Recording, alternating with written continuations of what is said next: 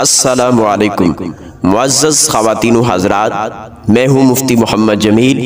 और आप देख रहे हैं जमील वॉइस टीवी। मुअज़्ज़ज़ सामीन व नाज़रीन, किसी की ज़मीन पर नाजायज़ तौर पर कब्ज़ा करना ये बहुत बड़ा जुर्म और हकूक़ुल इबाद में से ये बहुत बड़ी नाइंसाफ़ी है। इस हवाले से हज़रत अबू सईद खुदरी रज़ी अल्लाह ताला अन्हु ये रिवायत करते हैं, रसूल पाक सल्लल्लाहु अलैहि वसल्लम ने इरशाद फरमाया, मन इक़्तता शिब्रम मिनल अर्दी ज़ुल्मन तव्वक़हुल्लाहु इय्याहु यौमल क़यामति मिन सब'i अर्ज़ीना। हुज़ूर ने इरशाद फरमाया, जिसने नाहक किसी की एक बालिश ज़मीन पर कब्ज़ा किया तो अल्लाह ताला क़यामत के दिन 7 ज़मीनों का तौक़ बतौर सज़ा उसे पहनाएगा। मुअज़्ज़ज़ ख़वातीन व हज़रात, इस हदीस पाक में रसूल अकरम सल्लल्लाहु अलैहि वसल्लम ने ऐसे शख्स को जिसने किसी की एक बालिश ज़मीन पर नाजायज़ तौर पर कब्ज़ा किया हो उसे खबरदार किया कि क़यामत के दिन ज़मीन के इस छोटे से खित्ते की वजह से एक शदीद अज़ाब में मुब्तला होगा,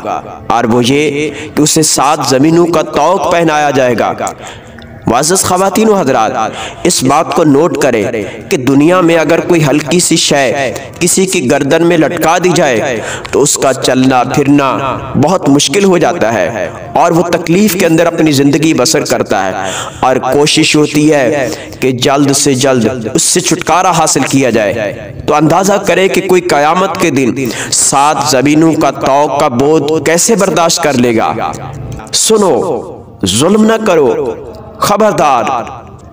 किसी का माल उसकी रजामंदी और खुशी के बगैर जायज़ नहीं। और इसी तरह हमारे प्यारे आका सल्लल्लाहु अलैहि वसल्लम ने इरशाद फरमाया, जो शख्स किसी की ज़र्रा भर ज़मीन पर